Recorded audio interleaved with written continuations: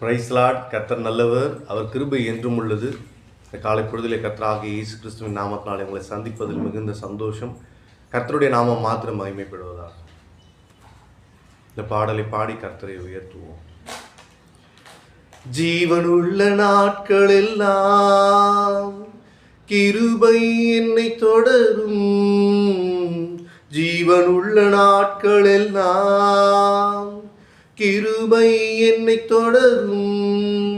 அவர் நன்மையும் தயவும் நாளெல்லாம் தொடரும். உயிருள்ள நாட்களெல்லாம் அவர் நன்மையும் தயவும் நாளெல்லாம் தொடரும். உயிருள்ள நாட்களெல்லாம் குறையில்லையே, குறையில்லையே, என் கர்த்தர் என் மேய்ப்பர். குறையில்லையே, குறையில்லையே, என் கர்த்தர் என் மேய்ப்பர். மிகுந்த ஆனந்த சந்தோஷம் என் கர்த்தர் என்னோடு இருப்பதால். மிகுந்த ஆனந்த சந்தோஷம் என் கர்த்தர் என்னோடு இருப்பதால்.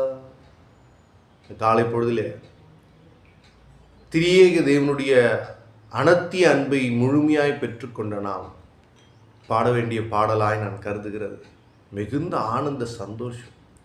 நம் கர்த்தர் நம்மோடு இருப்பதினால் இந்த காலை பொழுதை நம்மால் மகிழ்ச்சியோடு காண முடிகிறது.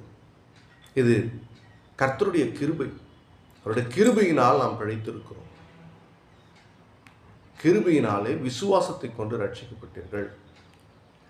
என்னுடைய ஒழுக்கமோ, என்னுடைய நெறிமுறைகளாலோ, என்னுடைய சட்டதிட்டங்களாலோ நான் பரலோகத்துக்கு உகந்தவனாய் மாற முடியாது.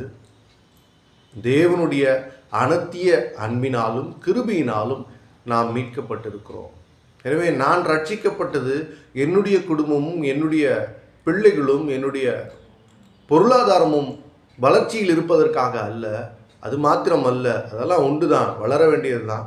கர்த்தருடைய சித்தம் அதுவாக இருக்கிறது. பலுகி பெருகி பூமி நிரப்பி பண்படுத்தி காத்து கொள்ளுங்கள்னு சொல்லி.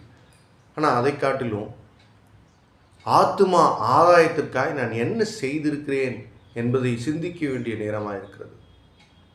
ஜீவனுள்ள நாளெல்லாம் நன்மையும் கிருபையும் நம்மை தொடர்கிறது. சந்தோஷம். அதே போல் நம்மை சுற்றி இருக்கக்கூடிய ஆண்டவரை அறியாத மக்கள் விடுதலை அடைய வேண்டுமாய் கர்த்தர் நமக்கு சில ஆசீர்வாதங்களை கொடுத்திருக்கிறார். நம்ம கையில் சில தாளந்துகளை கொடுத்திருக்கிறார்.